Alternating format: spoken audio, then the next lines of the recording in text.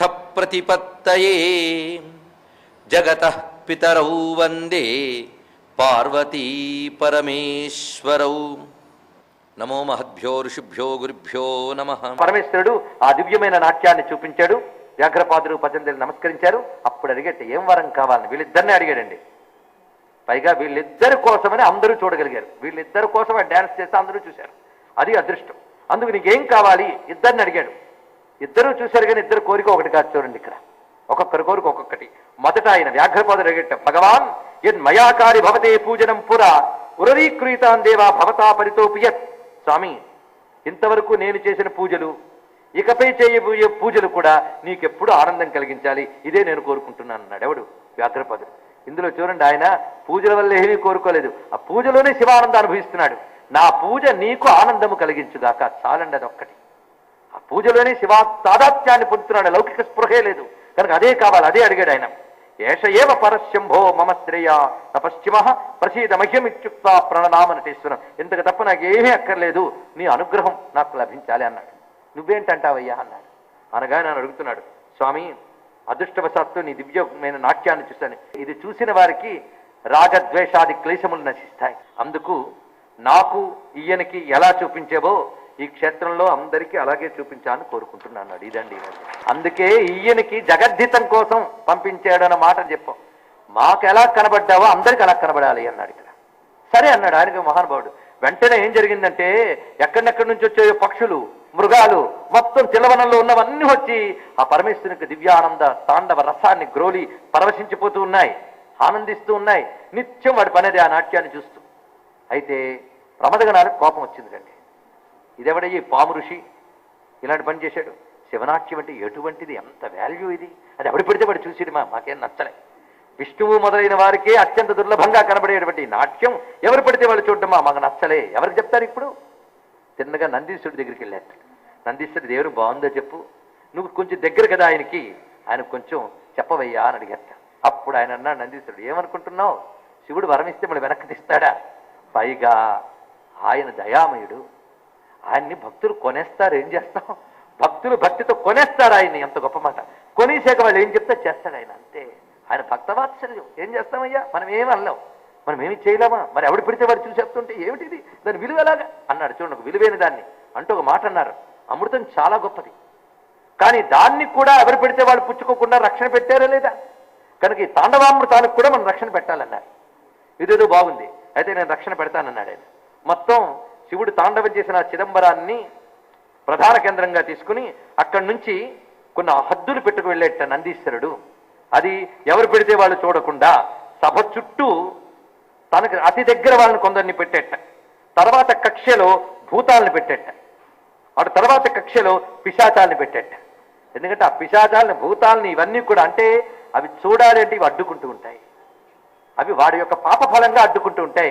అంటే అక్కడ కూడా ఏ పుణ్యాత్ములు మాత్రమో లోపలికి చేరగలరు. కనుక భగవంతుడికి అపారమైన దయ ఉన్నా మన అర్హతలు చూసి సరిగ్గా దగ్గరికి చేర్చే వాళ్ళు కొందరు ఉండాలి. వారండి నందీశ్వరుడు ఇక్కడ, ఇంకెవరో కాదు. అందుకు ఆయన వ్యవస్థని ఏర్పాటు చేశాడు. గొప్ప విషయమే, కానీ అర్హములు ఎంచవలదా అంటాడు అన్నమాచార్య. గొప్పది అనగానే అందరూ పొందడానికి రెడీ, కానీ పొందడానికి అర్హత ఏది? కనుక అర్హతానర్హతలు ఉండాలి. భక్తుడు గొప్పవాడే, భగవంతుడు గొప్పవాడే, కానీ అర్హతానర్హతలేవి. అందుకు తగ్గట్టుగా ఈ వ్యవస్థని ఏర్పాటు చేశాడు. లేకపోతే ఎంతమంది లేరు, అందరూ వెళ్ళగలరా? వెళ్ళిన వాళ్ళందరూ చూడగలరా? మరి అందరూ చూడగలరు అంటే ఇక్కడ అర్థం వెళ్ళిన వాళ్ళందరూ కంటికి కనబడతాడని కాదు. ఆయన ఎప్పుడూ నాట్యం చేస్తూ ఉంటాడు. నాట్యం చేస్తున్న చోటుకు వెళ్ళిన పుణ్యం సామాన్యమైన విశేషమా చెప్పండి. అక్కడ ఆయన ఎవరినైనా అనుగ్రహించి జ్ఞాన దృష్టి ఇస్తే వాడు చూడగలడు. అలా చూసిన వాళ్ళు అందరూ ఉన్నారు. ఇది ఇంకెక్కడా చూడలేరు, ఇక్కడే చూడగలరు. అది దీని యొక్క ప్రత్యేకత. ఈ విధంగా నందీశ్వరుడు వ్యవస్థ ఏర్పాటు చేశాడు. ఆ తర్వాత దేవతలందరూ కూడా పరమేశ్వరుని ఇప్పుడు స్తోత్రం చేశారు. నటరాజుని చేసిన తర్వాత ఈ దేవతలందరితో పాటు ఈ ఋషులు కూడా ఈ చిదంబర అనే రహస్యాన్ని మాకు చెప్పవయ్యా అని అడిగారు. ఇక్కడ చిదంబర రహస్యం అడిగితే ఈయన చెప్తున్నాడు, బ్రహ్మన్ విష్ణు సురా సర్వే వ్యాఘ్రపాద పతంజలి అందరినీ పేరు పేరున పలకరించారండి స్వామి. పలకరించంటున్నాడు, శృణుత ఉపనిషద్గీతం స్థానం చైత చిదంబరం. ఉపనిషత్తుల్లో చెప్పబడిన స్థానమే నాది, అదే చిదంబరం. అంటే జ్ఞానమేవ మమ స్థానం. చిత్ అంటే జ్ఞానము, అదే నా స్థానము. జ్ఞానమే నా స్థానము, అక్కడే నేను ఉంటాను. జ్ఞానంలోనే ఉంటాను తప్ప అజ్ఞానం నాది కాదు. జ్ఞానమునందే నా స్థానము. ఏతజ్జానీత విబుధాహ, ఇది మీరు తెలుసుకోవలసింది. అయితే ఈ జ్ఞానం ఎక్కడున్నది? ప్రతి జీవుని యందు చిత్ రూపమైన శక్తి ఇదే. చిత్ అంటే ఏమిటో చెప్పాను. ఒక విషయం తెలుసుకునేటువంటి నాలెడ్జ్ కాదు జ్ఞానం అంటే. దానికి అవసరమైన కాన్షియస్ చైతన్యము అది అనమాట. చిత్ అంటే చైతన్యము, ఇక్కడ జ్ఞానం అంటే చైతన్యము. చిచ్చక్తి ఈశ్వరుని యొక్క అనంతమైన చైతన్యము. ఆ చైతన్య శక్తి ప్రతి వారిలో ఉన్నది. అది ప్రపంచదేహే అస్మిన్ విహరామి. ఈ దేహంలోనూ ప్రపంచ దేహంలో కూడా నేను ఆ చిత్ అనబడేటువంటి ఆకాశం అనందే ఉంటాను. దీనికి ఆకాశం అనేందుకు అంబరం అంటే వ్యాపకత్వము కలది. చిత్ అనేది ఒక చోట గూడు కట్టుకుని ఉండేది కాదు, అది వ్యాపించే లక్షణం కలిగింది. కనుక వ్యాపకత్వం లక్షణం కలిగినటువంటి చైతన్యమే నా యొక్క నాట్యస్థానము, అది నా స్థానము. అది జ్ఞానస్య పర్యాయ చిచ్చబ్ద స్మర్యతే బుధై. దీన్ని నేను మీకు ముందే వివరించడం జరిగినది. తస్మాత్ భూమి హృదంతస్థం పుండరీకాంతర స్థితం. అది భూమికి సరిగ్గా ఇది హృదయస్థానము, అది జీవుల్లో సరిగ్గా దహర స్థానము. ఈ రెండిటికి ఉన్న అనుబంధము. దహరం విపాపం గగనం చిదంబరం హిహోచ్యతే తచ్చేదమిది జానిధ్వం. అదే ఇదని తెలుసుకున్నటువంటి వాడు ధరిస్తాడు సుమా అనే విషయాన్ని చెప్పి వేదాల్లో ఆగమాల్లో ఈ చిత్ స్థానాన్నే సభ అని వర్ణించారు. వేదాల్లో ఎక్కడ వర్ణించారు?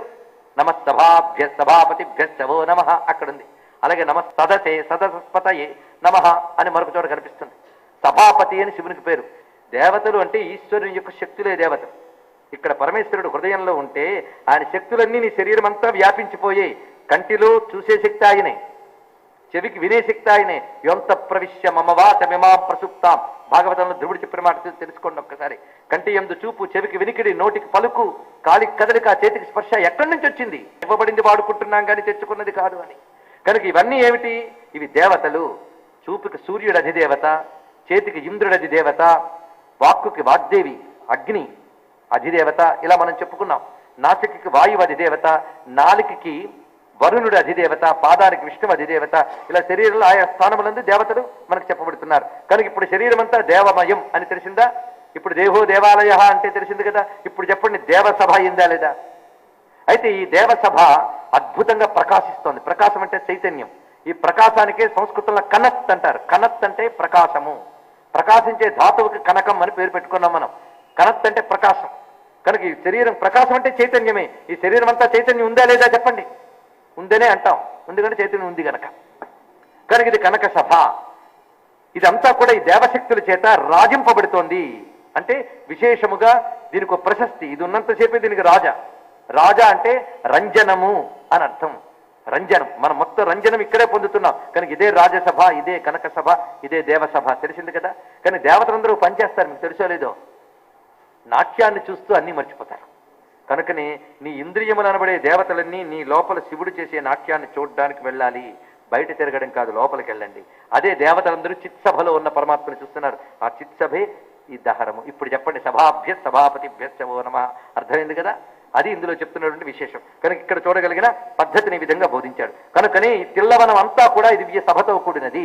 తస్మా తిల్లవనే తత్ర పంచక్రోశ సమన్వితే. తిల్లవనం పంచక్రోశాత్మకము, కాశీ కూడా పంచక్రోశాత్మకమే. రెండింటికి ఉన్న విశేషాన్ని ఇక్కడ చెప్తున్నారు. ఇక్కడ దత్తమిష్టం హుతం వాపి సర్వం కోటి గుణం భవేత్. ఈ తిల్లవనంలో చేసిన యజ్ఞము గాని, అలాగే ఏ కర్మ గాని, తపస్సు గాని, జపం గాని కోటి గుణం భవేత్, కోటి రెట్లు ఫలితమిస్తాయి సుమా అనే విషయాన్ని సాక్షాత్తు పరమేశ్వరుడే చిదంబర రహస్యాన్ని ఈ విధంగా బోధించాడు. అటు తర్వాత ఈ దివ్యమైనటువంటి తాండవం అక్కడ అంతర్ధానమైంది. కానీ కొన్ని వేళలు ఇక్కడ నిర్ణయించారట. ఏ వేళలో దేవతలు, ఏ వేళలో ఋషులు, ఏ వేళలో ఈ మునులు, ఇంటి మన వ్యాఘ్రపాదులు పతంజలి వీళ్ళు, ఏ వేళలో మానవులు సేవించుకోవాలో ఆ సేవలు కూడా నిర్ణయించేట నందీశ్వరుడు. దానికి అనుగుణంగానే అక్కడ సేవలు జరుగుతూ ఉంటాయి. అది అంటే ఎప్పుడు పెడితే అప్పుడు ఎవరు పెడితే వాళ్ళు కాదు, కొన్ని కండిషన్స్. ఆయన రెడీవే కానీ కండిషన్స్ పెట్టాడు ఈయన. ఎవరు? నందీశ్వరుడు. ఈ విధంగా ఒక వ్యవస్థ చేశాడు. అటు తర్వాత కొంతకాలానికి మనువు నుంచి, అది వైవస్వత మనువు, వైవస్వత మనువు నుంచి 5వ తరంలోకి వచ్చేటప్పటికల్లా లేఖేంద్రుడు అనబడేటువంటి ఒక మహారాజు ఉద్భవించాడని, ఆయనకి 2 భార్యలు.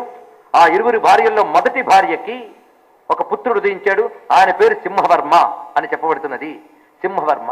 2వ భార్యకి 2 పుత్రులు ఉద్భవించారు. సుమతి, వేదవర్మ అనేటువంటి 2 పుత్రులు ఉద్భవించారు. క్రమంగా వీళ్ళు యుక్త వయస్సుకు వచ్చారట. ఈ సింహవర్మ ఏం చేశాడంటే, నాన్న పట్టాభిషేకం నాకు చేయొద్దు, తమ్ముళ్ళలో ఎవరికైనా చేయండి, నేను తపస్సు చేసుకోవాలనుకుంటున్నాను, వెళ్ళిపోతున్నాను అన్నట్ట. ఎవరు? సింహవర్మ. ఎందుకయ్యా ఈ బుద్ధి పుట్టింది నీకు? రాజైన వాడు ధర్మబద్ధంగా పాలన చేయడమే తపస్సు, వేరే తపస్సేమీ లేదు. నువ్వు ఇలా మాట్లాడరాదు అని. నిజమే, పాలించేవాడు మరొకడు లేనప్పుడు నేను అదే చేసేవాడిని, ఇదే తపస్సు అని. కానీ నా మనస్సేమో ఆ శివుని వైపు వెళుతోంది, ఈ ప్రాపంచికమైనటువంటి విషయాల వైపు వెళ్ళడం లేదు. నన్ను అలా పుట్టించాడు, అటువైపు తిరిగేవాడు అటు వెళ్ళవలసిందే, నన్ను ఏం చేయమంటావు? అది ఇంకొకరు ఎవరూ లేనప్పుడు నేను తప్పకుండా పాలన చేసేవాడిని. పైగా పాలించడానికి నాకు అర్హత లేదు. నీకు తెలుసో లేదో, నువ్వు నాకు సింహవర్మని ఎందుకు పేరు పెట్టావు? పుట్టిన దగ్గర నుంచి నా శరీరం అంతా సింహపు లక్షణాలు చాలా ఉన్నాయి, ముఖంలో కానీ అన్నింటిలో కానీ. వీడు జంతువా అన్నట్టుగా పుట్టాను అన్నాడు ఇక్కడ. అలాంటి పుట్టుకలు ఉంటాయా అంటే ఉంటాయి, మరేం చేస్తాం? కనుక సింహం లాంటి ఆకారం కలిగిన నాకు ఏం చేశాడంటే, నాన్న పట్టాభిషేకం నాకు చేయొద్దు, తమ్ముళ్ళలో ఎవరికైనా చేయండి, నేను తపస్సు చేసుకోవాలనుకుంటున్నాను, వెళ్ళిపోతున్నాను అన్నట్ట. ఎవరు? సింహవర్మ. ఎందుకయ్యా ఈ బుద్ధి పుట్టింది నీకు? రాజైన వాడు ధర్మబద్ధంగా పాలన చేయడమే తపస్సు, వేరే తపస్సేమీ లేదు. నువ్వు ఇలా మాట్లాడరాదు అని. నిజమే, పాలించేవాడు మరొకడు లేనప్పుడు నేను అదే చేసేవాడిని, ఇదే తపస్సు అని. కానీ నా మనస్సేమో ఆ శివుని వైపు వెళుతోంది, ఈ ప్రాపంచికమైనటువంటి విషయాల వైపు వెళ్ళడం లేదు. నన్ను అలా పుట్టించాడు, అటువైపు తిరిగేవాడు అటు వెళ్ళవలసిందే, నన్ను ఏం చేయమంటావు? అది ఇంకొకరు ఎవరూ లేనప్పుడు నేను తప్పకుండా పాలన చేసేవాడిని. పైగా పాలించడానికి నాకు అర్హత లేదు. నీకు తెలుసో లేదో, నువ్వు నాకు సింహవర్మని ఎందుకు పేరు పెట్టావు? పుట్టిన దగ్గర నుంచి నా శరీరం అంతా సింహపు లక్షణాలు చాలా ఉన్నాయి, ముఖంలో కానీ అన్నింటిలో కానీ. వీడు జంతువా అన్నట్టుగా పుట్టాను అన్నాడు ఇక్కడ. అలాంటి పుట్టుకలు ఉంటాయా అంటే ఉంటాయి, మరేం చేస్తాం? కనుక సింహం లాంటి ఆకారం కలిగిన నాకు ఒక వికృతమైనటువంటి శరీర తత్వం ఉన్నది. మనస్సులో శివభక్తి ఉంది, హృదయంలో గుణాలున్నాయి. ఏం లాభం? శరీరంలో ఆకృతి సరిగ్గా లేదు, అందుకు కూడా నాకు ఇష్టం లేదు. కనుక నువ్వు మిగిలిన వాళ్ళిద్దరిలో ఎవరికైనా పట్టం కట్టు, నా మాట కాదనకు అని ప్రాధేయపడి తపస్సుకు బయలుదేరేటతను. ఆ బయలుదేరేటప్పుడు క్రమంగా వంగదేశం వెళ్ళి అక్కడి నుంచి ఓడ్రదేశం వచ్చి అంత చక్కగా వర్ణిస్తున్నాడండి ఇక్కడ. ఏనాటి స్కాందంలో వర్ణించారో చూడండి, దాన్ని బట్టి సరిహద్దులు తెలుసుకోవచ్చు. క్రమంగా ఆంధ్రదేశానికి వచ్చి శ్రీపర్వతాన్ని చూశాడు అన్నారు ఇక్కడ. ఆంధ్రదేశానికి వచ్చి, మనం ఇప్పుడు అనుకునే ఆంధ్రాలు ఇవి కాదండి. ఆంధ్ర అనేది భాషావాచక శబ్దం, రాజకీయ శబ్దం కాదు, అది వదిలేద్దాం అక్కడ. మొత్తానికి ఆంధ్రములో శ్రీపర్వతాన్ని చూశాడు. ఆ శ్రీపర్వతం చూసి క్రమంగా వస్తూ ఉంటే ఒక దివ్యమైనటువంటి నది కనబడింది. ఆ నది పేరు సువర్ణముఖరి తీరం. అక్కడ శ్రీకాళహస్తీశ్వర స్వామిని దర్శనం చేసుకుని అటు నుంచి వస్తూ ఉంటే ఒక అరణ్యం కనబడింది. ఈ అరణ్యం చాలా వింతగా అనిపించింది అతనికి. అక్కడ ఒక కిరాతకుడు కనబడ్డాడు. ఆ కిరాతకుడిని అడిగాడు, అడవి యొక్క విశేషం ఏంటని. ఇందులో అన్ని వింతలే అన్నాడు. ఆ వింతలు బోల్డ్ చెప్పేట. ఇక్కడ ఒక నదీ జలం ఉంది, అక్కడికి ఒక రాజు రోజు గుర్రం మీద వస్తూ లోపల గెలుపుతాడు, మరి రావడం కనిపించదు.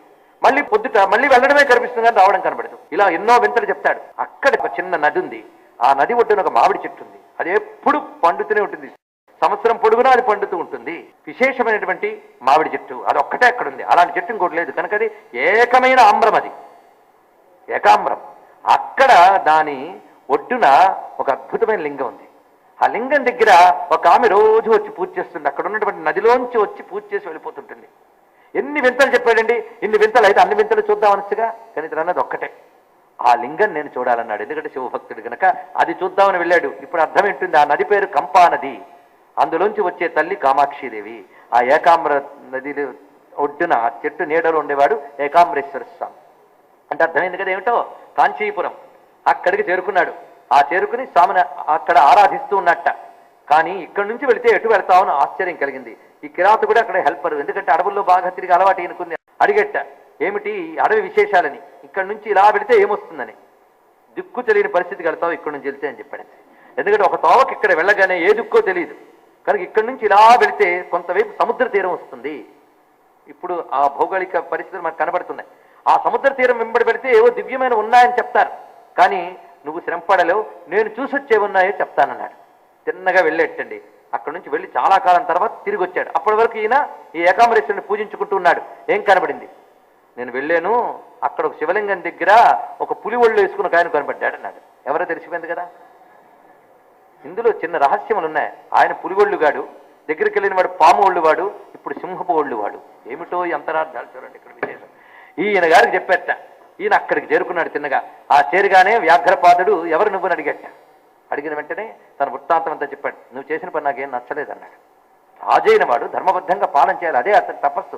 పాలించవలసిన వాళ్ళందరూ వదిలేసి తపస్సులు చేసుకుంటే దేశం ఏమవుతుంది? కనుక నువ్వు తిరిగి వెనక్కి వెళ్ళాలన్నట్ట. నా వల్ల కాదు, నా పరిస్థితి ఇది, నేను నటేశ్వరుని చూడాలన్నాడు. దానికి ఆయన సమ్మతిస్తాడో లేదో కనుక్కుని చెప్తాం, అంతవరకు ఇక్కడ ఉండి అన్నట్టే. అప్పుడు వీళ్ళిద్దరూ ఆ దభ్ర సభకి వెళ్ళేటప్పటికల్లా నటరాజుకి విన్నవించేట. ఆయన వచ్చాడని నాకు తెలుసు, అతని శివగంగలో స్నానం చేయించి నా దగ్గరికి తీసుకురండి అన్నట్ట. అప్పుడు ఆ సింహపు శరీరం కలిగిన అతడు ఆ శివగంగలో స్నానం చేసి బయటికి రాగానే శరీరం అంతా అందమైన బంగారు రూపంలో అద్భుతమైన రూపంగా మారిపోయిందిట. అప్పుడు ఆయన పేరు హిరణ్యవర్మ అని పేరు మారింది. అక్కడ నుంచి ఆ నటరాజును పొడుచుకుంటూ ఆ అరణ్యంలోనే వీళ్లతో పాటు ఉండిపోయాడు, పతంజలితో వ్యాఘ్రపాదుడితో. ఇలా జరుగుతూ ఉండగా అప్పుడు స్వామి ఆ చిదంబర మహిమ నాకు సవిస్తరంగా చెప్పమని అడిగితే వ్యాఘ్రపాదుడు వివిధ సందర్భాల్లో చిదంబర నటేశ్వరుని యొక్క మహిమను చెప్తున్నట్ట. పరమేశ్వరునికి అనేకమైన రహస్య స్థానాలున్నాయి ఈ భూమి మీద. అందులో ప్రధానంగా చెప్పబడుతున్నవి మరికొన్ని ఉన్నాయి. అవి మొత్తంగా 68 స్థానాలున్నాయి. అందులో మళ్ళీ ముఖ్యంగా 3 కనబడతాయి. ఆ 3 ఏమిటి అంటే, 1 కాశీ, 2 పుండరీకపురం, 3వది కమలాలయ క్షేత్రం, మూలాధారంగా ఉన్నటువంటి పంచనద క్షేత్రం అని చెప్తూ మొత్తం వీటన్నిట్లోనూ ప్రత్యక్షానుభవం ఇవ్వగలిగేది చిదంబరం అన్నాడు. ప్రత్యక్షానుభవం. మిగిలినవి దేహాదుల పతనం తర్వాత ముక్తినిస్తాయి, కానీ ప్రత్యక్షానుభవం ఇక్కడ ఇస్తుంది. నువ్వు జ్ఞానము చేత ఆ పరమాత్మ అనుగ్రహం చేత జ్ఞాన దృష్టి వికసిస్తే ఇక్కడే పరమేశ్వరుని చూడగలవు. అందుకే దర్శనాత్ అభ్రసదసి అని అంటారు ఇక్కడ. మిగిలినవి అరుణాచలంలో స్మరిస్తే, కాశీలో మరణిస్తే దేహ పతనానంతరం లభిస్తుంది. కానీ ప్రత్యక్షంగా ఇక్కడ బ్రహ్మానంద భావాన్ని అనుభవించవచ్చు. అది దీని యొక్క విశేషం సుమా. అందుకు దీనికై అనేక మంది ఋషులు దేవతలు అందరూ మోహంతో ఇక్కడ ఉండిపోతారు. ఒకప్పుడు బ్రహ్మదేవుడు లోక కళ్యాణం కోసం పెద్ద తపస్సులు పెట్టాడు ఆయన, యజ్ఞం. ఆ యజ్ఞం చేస్తూ ఉండగా దేవతలను ఆహుతులకు పిలిచేట, ఒక్క దేవత రాలేదు. బ్రహ్మదేవుడు పిలిస్తే దేవతలు రాకపోవడం ఏంటి? ఆశ్చర్యచకితుడై అతను తిరుగుతూ ఉండగా ఆ దేవతలందరూ చిదంబరంలో నాట్యం చూస్తూ కూర్చున్నట్ట. ఇదేమైనా బాగుందా మీకు? లోక కళ్యాణం కోసం యజ్ఞం చేస్తుంటే ఈ పని చేస్తారా అంటే ఆ శివుడు వైపు చూసేట వీళ్ళందరూ. ఏమంటావు? మాకు వెళ్ళాలి దేవతాధర్మం ప్రకారం, కానీ నిన్ను చూస్తుంటే మళ్ళీ మాకు ఆహుతుల మీద రుచి వెళ్ళట్లేదు అన్నట్టు. అంటే తప్పదు వెళ్ళండి అన్నాడు. అప్పుడు బ్రహ్మదేవుడు పని చేశాడు. అంశరూపాలతో మీరు ఇక్కడ ఉంటారు, మీ అసలు రూపాలతో ఇక్కడ కూర్చొని ఆహుతులు పుచ్చుకోండి అని చెప్పట. నా యజ్ఞం జరుగుతుంది అంతర్వేద అనబడే తీర్థంలో రండి అని చెప్పి వాళ్ళని తీసుకువెళ్ళాడు. అంతర్వేద అంటే మనం అనుకుంటున్న ఇది కాదు, అది వేరే తీర్థం. అక్కడికి వెళ్తూ ఉంటే శివుడిని అడిగట్టు, ఇక్కడ 3000 మంది మహర్షులు ఉన్నారు, వీళ్ళని కూడా తీసుకెళ్తాడు. సరే తీసుకెళ్ళన్నట్ట. మొత్తం అందరూ వెళ్ళారు అక్కడ. ఆ వెళ్ళిన తర్వాత మరి వాళ్ళు రాలేదు, అక్కడ యాగం జరుగుతుంది. అది దేవతలు కూడా దీని మీద రుచి మరిగి ఉంటారు నాయన అని వ్యాఘ్రపాదుడు చెప్తున్నాడు హిరణ్యవర్మకి. ఇదంతా కూడా అంతేకాదు, ఇక్కడ మనం చూడవలసింది శివుని యొక్క అన్ని స్వరూపాల్లోనూ పంచాక్షరి చాలా శ్రేష్టము. ఆ పంచాక్షరి కంటే ఆయన స్వరూపము శ్రేష్టము, నటేశ్వర స్వరూపం శ్రేష్టం. దానిలో కూడా ఆయన యొక్క వామపాదం అత్యంత శ్రేష్టమైనది అని ప్రత్యేకించి ఆ వామపాదం గురించి చాలా వర్ణించి చెప్పాడు ఇక్కడ. దాన్ని కుంచిత పాదం అని చెప్పడం జరిగినది. ఇలా చెప్పగానే ఆయన ఇవన్నీ కూడా భావన చేస్తూ ఆ నటేశ్వరుని దర్శనం చేసుకుని పరవశించిపోయాడు మహానుభావుడు. ఇలా సాధన సాగుతూ ఉండగా ఒకరోజు ఆకాశం నుంచి కాంతి పుంజం దిగువ రావడం కనబడింది వీళ్ళందరికీ. ఏమిటా అని చూస్తుంటే భూమి మీదకి వచ్చింది ఆ కాంతి పుంజం. చూస్తూ ఉండగా అతను వశిష్ఠ మహర్షి. ఆయన చెప్పాడు, వశిష్ఠ మహర్షి వీరికి ఈ మనువులకు మొదటి నుంచి అనుబంధం ఉన్నటువంటి మహర్షి. ఆయన చెప్పాడు, నాయన మీ నాన్నగారు వృద్ధులైపోయారు, నీ తమ్ముళ్ళు అసమర్థులైపోయారు, నువ్వు వచ్చి రాజ్యాన్ని క్షేమంగా చూడవలసిన బాధ్యత ఉంది సుమా. ఆ తర్వాత ఇవన్నీ అన్నాడు. అప్పుడు వెళ్ళి నటేశ్వరుడి దగ్గర ఏమంటావయ్యా అంటే వెళ్ళాలని చెప్పాడు నటరాజు. నువ్వు వెళ్ళాలి అక్కడికి, నువ్వు వెళ్ళి అక్కడ సమర్థులైన వాళ్ళని అక్కడ నియమించి మళ్ళీ ఇక్కడికి రా. నువ్వు వచ్చి నువ్వు పాలన ఇక్కడి నుంచి ఇక్కడికి వస్తూ ఉంటావు, అక్కడ పాలన చేస్తూ ఉంటావు, ఈ విధంగా నువ్వు చెయ్యాలి అని చెప్పాడు. ఆ వచ్చేటప్పుడు తిరిగి అంతర్వేద అనే తీర్థం దగ్గర ఇక్కడ ఉండవలసిన 3000 మంది అక్కడ సెటిల్ అయిపోయారు, వాళ్ళందరినీ తీసుకురా అని చెప్పాడు. అయితే ఈయన వెళ్ళి వాళ్ళని తెచ్చాడు. ఆ తెచ్చినప్పుడు ఆ 3001 మంది ఉన్నట్ట మొత్తంగా వాళ్ళందరినీ తెచ్చి అక్కడ పెట్టేట. ఇదిగో అందరినీ తెచ్చానయ్యా అన్నట్టు నటరాజుతో. సరే అన్నట్ట. మళ్ళీ తిరిగి లెక్క చూసుకుంటూ ఒకళ్ళు లేట్ అక్కడ. ఈ మాట వెళ్ళి వ్యాఘ్రపడితే చెప్పాడు, నాతో పాటు 3001 మంది వచ్చారు, తిరిగి వచ్చాడు ఒకళ్ళు లేడన్నాడు. ఆయనలో ఉన్నాళ్లే అన్నట్టు నటరాజులో. అంటే అర్థం ఈ 3000 మంది వెళితే ఈ నటరాజు కూడా ఒక రూపంతో వాళ్ళతో వెళ్ళిపోయాడు అనమాట. తిరిగి వచ్చినప్పుడు మళ్ళీ తన రూపంలోకి తాను వెళ్ళిపోయాడు ఇక్కడ. అది ఇందులో ఉన్నటువంటి విశేషం. అంటే ఆ 3000 మంది భక్తి శివుడికి ఎంత ఇష్టమో చూడండి, వాళ్ళని మొదల్లోకి ఆయన వెళ్ళిపోయాడు వాళ్ళతో పాటు. ఇది అక్కడ ఉన్నటువంటి ప్రత్యేకత. ఆ తర్వాత ఇతడు ఈ హిరణ్యవర్మ అద్భుతమైనటువంటి స్వర్ణాది ధాతువులతో చిదంబర క్షేత్రానికి ఆలయాలను మొదట నిర్మాణం చేసినటువంటి వాడు హిరణ్యవర్మ.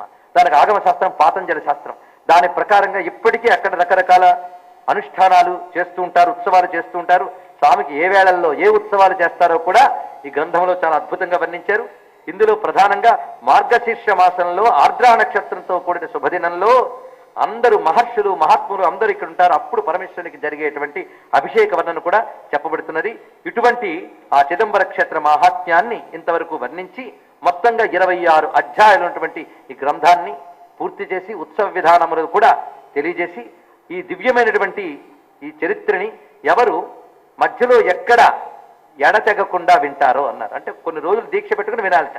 విన్నా పఠించినా పారాయణ చేసినా నటేశ్వరుని యొక్క అనుగ్రహం లభిస్తుంది అని చెప్పారు. ఇది చిదంబర నటేశ మహాత్మ్యము అనబడేటువంటి దివ్య గ్రంథం. ఇది మనం ప్రధానంగా తీసుకున్నటువంటి విషయం. దీనికి మనం ఇతర ఆగమ శాస్త్రాల్లోనూ ఇతర భక్తిభరితమైన స్తోత్రాల్లో ఉన్న విశేషాలు తీసుకున్నాం. అంతేకాదు ఈ చిదంబరేశ మహాత్మ్యంలో జైమిని మహర్షి ఈ దివ్యక్షేత్రానికి వచ్చి నటరాజు యొక్క దివ్య నాట్యాన్ని చూసి ఆయన చేసిన స్తోత్రం ఒకటి వేదపాద స్తోమని చాలా అద్భుతమైనది ఉంది. ఆయన వచ్చాడు చూశాడనే విషయం చిదంబరేశ మహాత్మ్యంలో ఉంది. ఆ స్తోత్రం కూడా ఇప్పుడు లభిస్తోంది. చాలా శక్తివంతమైన స్తోత్రం అది వేదపాద స్తవం. జైమిని మహర్షి అంటే తెలుసు కదా, మీమాంసా శాస్త్రంలో మహాత్ముడు, వ్యాస మహర్షి యొక్క ప్రత్యక్ష శిష్యుడు జైమిని. ఇది కాకుండా శౌనకుడు అనే ఒక మహర్షి, మన సూత పౌరాణిక శౌనకుల గారు, ఈ ప్రత్యేకమైన శౌనక మహర్షి ఈయన ఇక్కడ పరమేశ్వరు దర్శనం చేసుకున్నట్ట. ఈ శౌనకునికి కూడాను వ్యాసుడు స్వయంగా విశేషమని చెప్పినట్లుగా, పైగా నందీశ్వరుడు శౌనకునికి మంత్రోపదేశం చేసినట్లుగా కనిపిస్తుంది. ఈ శౌనకునికి నటరాజు దర్శనమిచ్చి నువ్వు వృక్షాకలు కొన్నిటికి ద్రష్టమవుతావు అని, అలాగే బహురుచాగమము అనేది నీ వల్ల వర్ధిల్లుతుంది అని చెప్పాడు. అంటే ఇక్కడ నటరాజు వల్ల అనేక శాస్త్రాలు విశ్వంపై వ్యాపించాయి అనేక మంది ఋషుల ద్వారా. కనుక నటరాజు ఈశాన సర్వ విద్యానాం ఈశ్వర సర్వభూతానం. అందుకే నటరాజు ఉపాసన అన్ని విద్యల్ని కూడా అనుగ్రహించగలిగేది. కనుక విద్యామయుడు, జ్ఞానమయుడు, మోక్షప్రదాత, ఆనంద స్వరూపుడు అయినటువంటి చిదంబర నటేశ్వరుని యొక్క వైభవాన్ని బాహ్యంగా విన్న స్వామిని చిదంబరంలో దర్శించండి. ఎన్నెన్ని రకాలుగా చూడొచ్చో, శ్రీచక్ర స్వరూపంగా, చతుర్విధ పురుషార్థాలు ఇచ్చేవాడిగా ఎన్ని రూపాలున్నాయో ఆ మర్మములని